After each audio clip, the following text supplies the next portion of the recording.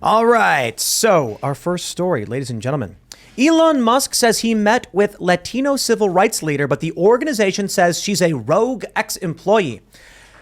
Okay, sure. In a separate statement, the leaders of the NAACP, the National Urban League, and the National Action Network blasted Musk for unleashing the worst of human nature. You see, Elon, look, man, we were fans because you said you like the Babylon Bee, because you pushed back on the establishment. And then the moment you get into Twitter, not even a week later, you go crawling to these organizations to try and he tweets this out to let them know how we're going to be handling hate and harassment. And what do? They attack you for it.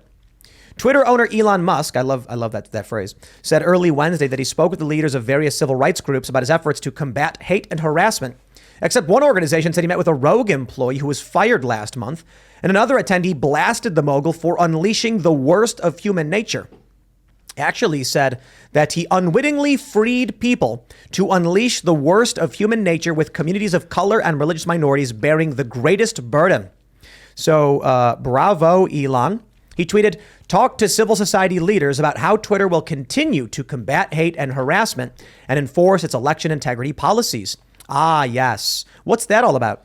You see, I'm actually blocked from seeing the tweet from this DeResta woman.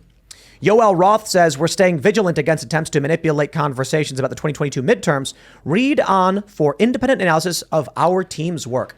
And he linked to a woman who is an executive, I believe she's an executive or some high-ranking position with New Knowledge, an organization that was outed for creating bots for manufacturing or doing something. They sent them towards Roy Moore so that the media would think he was being propped up by Russians. That's what this organization was doing, and Elon's consulting them on an election integrity. Okay, I'll tell you what I think. The advertisers went to Elon right away and said, we're pulling out. He said, wait. Like, we're going to keep policing hate. Trust me. Don't leave. We need your money. And they said, we don't care. Then he said, okay, fine. We'll charge $20. Then the left said, nope, we're out. We're not paying $20. And he goes, okay, fine. $8. And you know, we said, we were like, okay, like if under the assumption that Elon was going to fix the platform and do right by free speech and actual American values, I'll spend more than $8. Then Elon has the nerve to come out and be like, actually, we're going to combat hate with the very same grievance organizations that will never be satisfied. And why? If they are satisfied, they cease to exist. None of these people are going to come out and be like, my job here is done. Fire me because there's no more hate anymore. There will always be hate. If it's not a racial slur, it's the word groomer. So Elon Musk pandering to these people is a waste of our time. I'll tell you this. I am not going to spend any money. Elon, he comes out and he's like, it's going to be $8. Keep complaining. All right, bro, look, I think there's a net positive here with you buying the platform.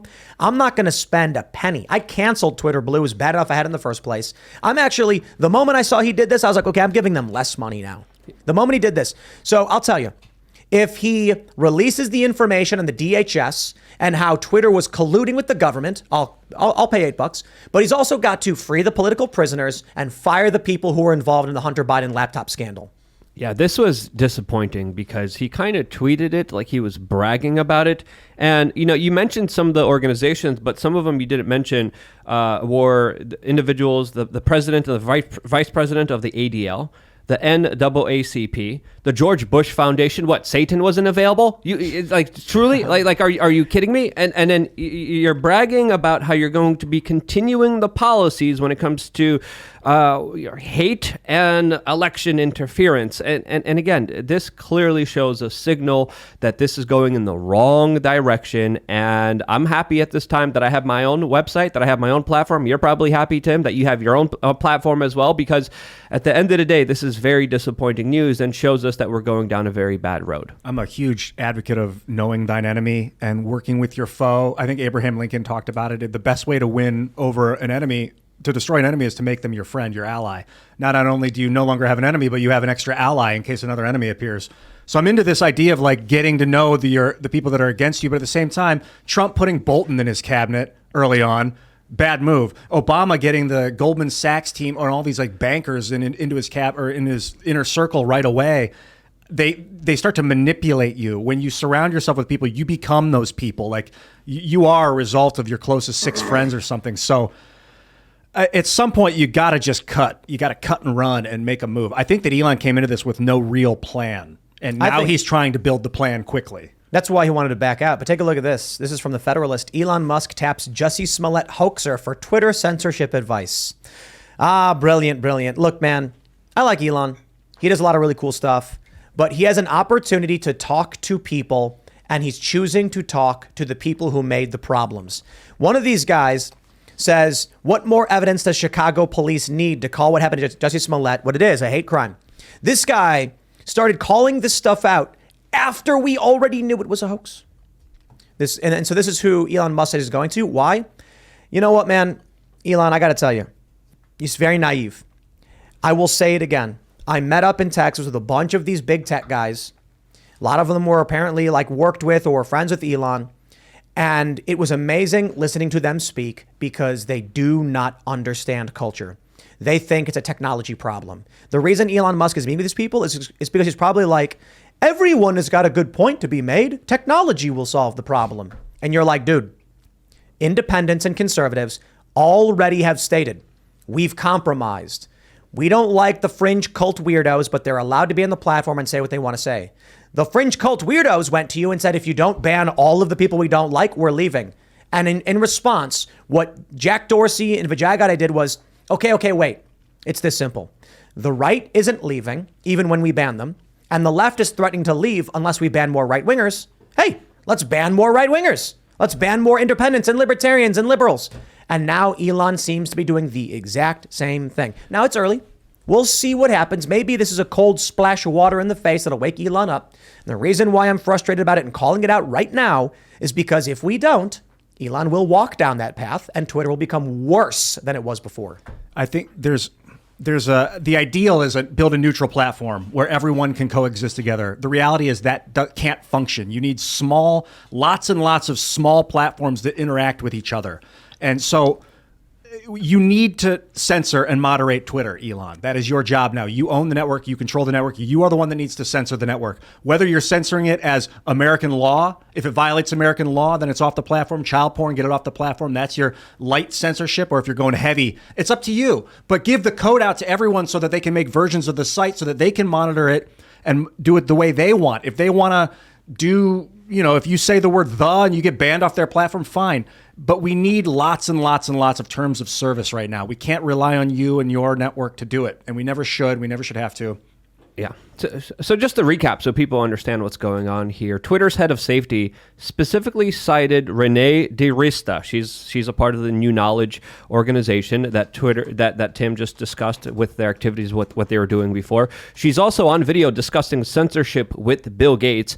And then under that, Elon Musk was like, hey, we're also working with George W. Bush and the ADL, and we have a diverse group of voices here. No, you don't.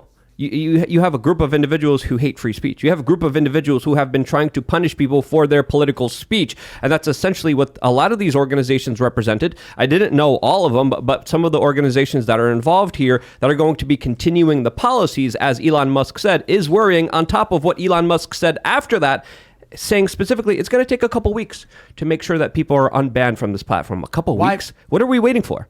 Yeah, no, seriously. Yeah. I mean, look, you want me to come and spend money? Where's the good faith? This is the way I described it earlier today in my morning show. When I go to McDonald's, I can actually see the burgers under the heat lamps. I know they're sitting right there. You tell me you make burgers, I can see the burgers. Okay, I'm going to give you $8. Hand me one of those burgers. Elon Musk comes in, pay $8, and we're going to do these things. And I'm like, okay, well, show me that you actually do that, and I'll consider giving you money. For the time being, it looks like this is probably why he didn't want to buy the platform. It's not just about whether or not he could monetize it. It's that I'm willing to bet he knew, I wonder, that no matter what he does, the left will refuse to work with him. He's a billionaire. Communists don't want to pay for things, and they're not going to pay a billionaire. So maybe he was like, okay, if I buy this platform, there's a lot of communists in this company. They're going to quit no matter what I do. Advertisers are going to pull out no matter what I do. I better not buy it. Then he was forced to buy it. Now he's desperately pleading with them, please, I'll do whatever you say. They said there's already ad agencies boycotting Twitter. So strip it down to the bare bones, make it a protocol or do something. Let the company just fizzle. Who cares, man? Well, probably that Saudi prince cares. I think he's still got a few billion in the deal right now. I wonder if Elon bit off more than he can chew with this one. I wonder if the people that helped him, because he didn't front the $44 billion. I know that there's other people involved. The Saudi prince is one of them. if they have decision-making power. I don't think so. I think Elon's got sole decision-making power, but I wonder if they're like, are you going to make this profitable, dude? Because you said you were going to make this profitable. Now the advertisers are leaving. It's go time. What's the income model? He's like $20 a month. I mean, the way he went from $20 a month to $8 a month in like a day kind of indicates that he had no plan. And he's just like almost like having fun at this point. So honestly, I don't think the whole like wait 2 weeks to unban people is that big of a deal. We waited this long. It's been a year and a half. I think that 2 weeks is reasonable for a new owner to make a move on his network. I disagree. If Elon Musk is not going to come in with a sledgehammer, he's never going to come with a sledgehammer. He's going to keep trying to say, okay, leftists, okay, I'm trying. Please, I know you're screaming at me, because, the reality is I don't like saying the right, because post-liberals, disaffected liberals, they're not right-wing. I guess they are now, whatever. There's never any uproar. Like, Twitter never feared that Dave Rubin or Carl Benjamin would march with a bunch of liberalists and classic liberals, Twitter HQ, with pitchforks. They've consistently feared it will be the left. No one cares when a bunch of rarely I should say, but it's happened. But the right typically doesn't start boycotts and go after big corporations. When they do, it works. But the left does it all the time. So right now, Twitter, be it under Elon Musk or Vijay Gadde, they know that they can do whatever they want, and the right has a higher tolerance for BS and the left has zero tolerance. So if you want to create a balanced platform, you've got to give the left whatever they want, because the right, the adults, will roll their eyes and be upset about it. The left will have a temper tantrum, claim you're trying to murder them, and then quit the platform in anger, which is what's happening right now. Thanks for checking out this segment from the Timcast IRL podcast. But if you want to check out the full show live, tune in Monday through Friday at 8 p.m. And if you want more special access content, head over to timcast.com and become a member. Your membership helps sustain this company, keep our journalists employed, makes this show happen, and you will get access to exclusive members-only segments of the Timcast IRL podcast, and there's a massive library to check out. So again, go to timcast.com or tune in Monday through Friday at 8 p.m., and we'll see you all there.